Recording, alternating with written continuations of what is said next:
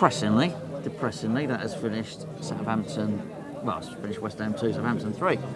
3-2 defeat. Not good, mate. Not good at all. Well, first half we were absolute rubbish. Second half, certain players improved things. Lanzini coming on made a massive difference. But we're just so sloppy in so many areas and not creative enough. No, I mean, well, first half we didn't seem to great at all. No, one shot from Vlasic, and I thought he was unlucky to come off because I thought he was the best of our attacking four, apart from Bowen. Bowen, to me, tried throughout, so I absolved him from any blame. But Fornals in the first half was rubbish, and Ben Rama was as well. Yeah, I mean, first half was really, really bad, and we came into here at half time, and we said there's definitely going to be substitutions at half time. Now, Moyes doesn't normally make substitutions at half time, but he needed to send a message because obviously Antonio didn't start in this game, and I felt that sent a little message to Antonio, and he definitely came out in the second half fired up, by the way. Yeah. But we wanted to see Lanzini, and we wanted to see Antonio come on in the start of the second half, largely because there's nothing else.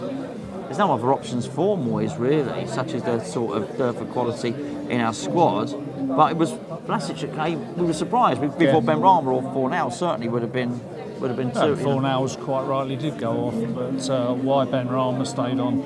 I mean, he scored a goal, but literally that was his only contribution to the game. He had 3 or 4 ridiculous long shots that went nowhere near the goal.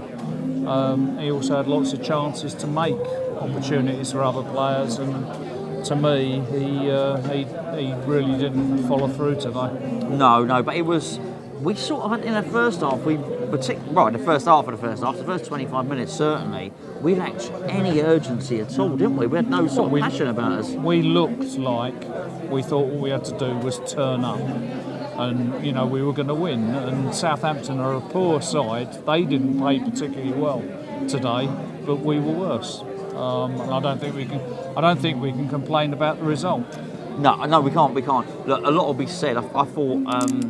The referee, it's funny because I worry when someone referees, and I worry that it's going to be put down to the referee why we didn't win the game. That wasn't the case at all. We weren't good enough to win the game. That much was clear. But the referee was weird. How I would sum it up would be he allowed it to be a contact sport for Southampton. But West Ham, it was a no-contact sport, and I thought they let things go. Bowen was assaulted on a couple of occasions, and he allowed it to go, and because of that, the central defender kept on going at him. We not breathed on a player, but if we got anywhere near a player, then the referee sort of gave it for them. I don't think it impacted the result massively, because I don't think we had the urgency to go at them and dominate and dictate the proceedings, certainly. So. It was 1-0. It was 1-0. That's right. 1-0 half time. Yeah. Second half. Antonio scored quite early on from a good corner. Dawson sort of just got his head to it, put it into a dangerous area. Antonio came in, finished it nicely from 6 yards out. And at that point they VAR'd it. They did VAR it for a possible offside, which I thought was very weird because Antonio, to me, seemed to be 5 or 6 yards out. So I'm very surprised. I'd be interested to have a look at that. But then we started taking the game to them, and you thought at that point there was only going to be one winner. But then he went 2-1 to them, right? Yeah. 2-1 was a penalty, wasn't it? 2-1 was a penalty.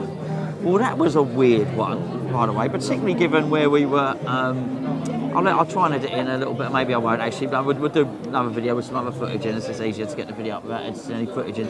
But from where we were, I think it might have been Brozier. I think possibly the forward, the one that's on loan from Chelsea. There was no doubt about it. Diop. He outpaced and outmuscled. Well, Diop lost the ball in the middle of the field with some very poor control. He sort of seemed to shin it when he wasn't really under any pressure. Then there was some interplay with a few Southampton players, and Brozier started moving into the penalty area. And by the way, he looked a real good prospect. He's strong, he's fast, he's direct, and he seems to have good control and an eye for goal. I personally thought it was outside the area, but it was one of those ones where it wasn't quite our end, so you didn't have the best angle. So we always knew it was. I think it was going to be a foul. It was a foul. It was. I mean, because we were really struggling. It was just too fast and too powerful as well for us to really deal with. I think that the disappointing thing from again, what worries me about not so much Moyes or the board or whoever makes decisions. I think what worries me about this is that they look at it and think, oh, we can score goals. We need to shore things up at the back because at the back we weren't very good. But we need to do both, and I feel some creativity as well, and the left back situation as well. Every time Masuaku, it was anywhere near Masuaku, you had no confidence he was going to deal with things. He just does not stop his opponent crossing the ball, and that's the prime objective of the full-back. And to be fair, today, Dawson made a mistake, Diop made a mistake, and Southampton had again a pretty poor game. So I wouldn't at all be surprised to see some changes on Tuesday. Is it? Was it Watford? Yeah. Yeah. I mean, yes. So we got 1 day's rest and then we play. Southampton was bad, wasn't he? Yeah. Really bad. I mean, there were some bad performances today. I think there'll be lots of, I'm sure by the time this video goes out, there'll be lots of analogies about eating too much Christmas turkey and stuffing and stuff like that, as everybody sort of always does every year. But they had sort of had that look about them. I'm not sure how much. We got a stuffing today, I know that much, not about eating too much stuffing. Their last goal, their third goal, our second. Good battle with Antonio in the middle. He brought a bit of brute force, bit of strength, bit of urgency. Clearly, he had a little bit of motivation. Certainly, I don't know who played the ball. Lovely ball was played through to Bowen. Bowen delayed his ball into the box quite nicely. He was very wide on the right. Benrahma finished neatly, so that was 2-2 at that point. So at that point, the momentum, I think this is key here. The momentum. There was only one team. It felt at that point that was going to go on and win that. Yeah. All the momentum was with us at that point. Yeah. It was strange because the Southampton player who was trying to sort of shepherd Bowen out almost was inviting Bowen to play off his left foot, which I thought was really strange. And he put in a beautiful ball, and Benrahma did finish it well, but it wasn't a particularly difficult chance. It was, a couple of Southampton players could have cut the ball out, but didn't manage to, and he was left probably about 8 yards out in the middle of the goal, and Foster was just totally exposed, and he finished it well. A lot of time wasting from Southampton today. Literally from the 10th minute. Once they scored their first goal, that was it. They started time wasting. Yeah, I think they were the second worst or best, depending on how you view time wasting after Brentford. Not quite in Brentford's category and class, let's say that. But I mean, it's a lot of time. I don't overly blame them, by the way. They're desperate for points, and their fans were singing out "How crap must you be? We're winning away," but the lyrics were slightly different to that. The answer was pretty crap. I don't think they were looking for an answer, to be fair. There was a question in the song, but they weren't looking for an answer. It was rhetorical. It was a rhetorical song with a rhetorical question in it. We were crap was the answer if they were asking that, and they scored a third goal to make it 3-2. Yeah, and again, silly free kick to give away, but I think it was one where there was pretty well minimal contact again. Great ball in by Ward-Prowse, and Bednarek got in front of Dawson. Dawson should have cut it out or should have prevented Bednarek from getting at the ball. Not sure how much Fabianski was to blame, but the one person that you've got to say in the whole game who is totally blameless was Rice again. I mean, the guy was everywhere, trying to do everything. If only we could clone him. You can't. I mean, you're allowed. It's illegal. Yeah, it's illegal. Having said that, they're pushing the boundaries of legalities. They've got a guy.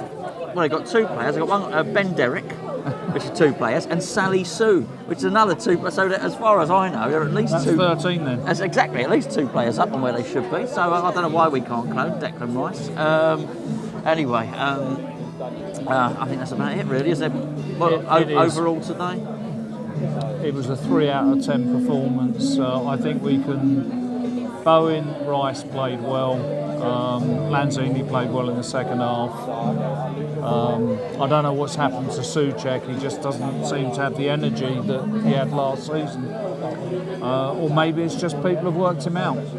I think for the Tottenham game, he was getting in the box. Yeah. So I think that was the formation, the system. I think on this one, he's not really allowed to, really. But there we go. Anyways, I mean, I think the other thing that's probably worth stating is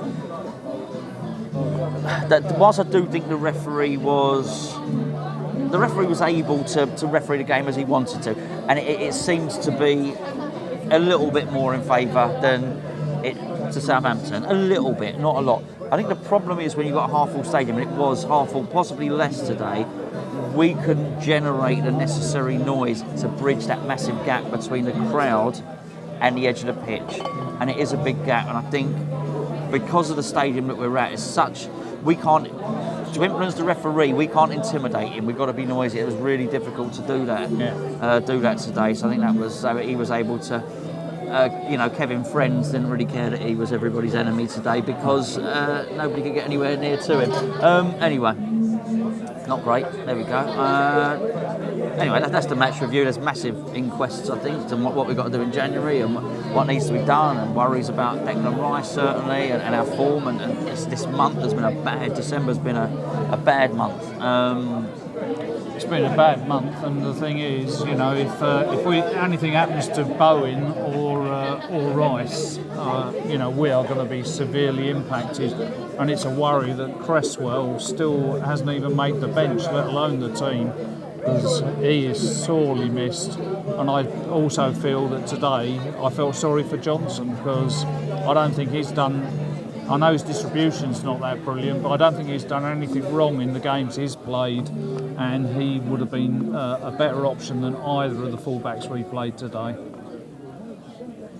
Fair enough. Yeah, the fullbacks were poor today. Mind you, most people were poor. Anyway, we'll leave it there. I've got to say thank you to ETC Sports, by the way, for putting us up in this lovely nice booth. Lovely nice booth. Look at that, lovely, like a Chesterfield style bit of upholstery there, which I feel you can join me later on in the week for we'll discuss a bit of upholstery. I think we'll start with the old Chesterfield. We'll drink a little bit more, and maybe you'll get a bonus video.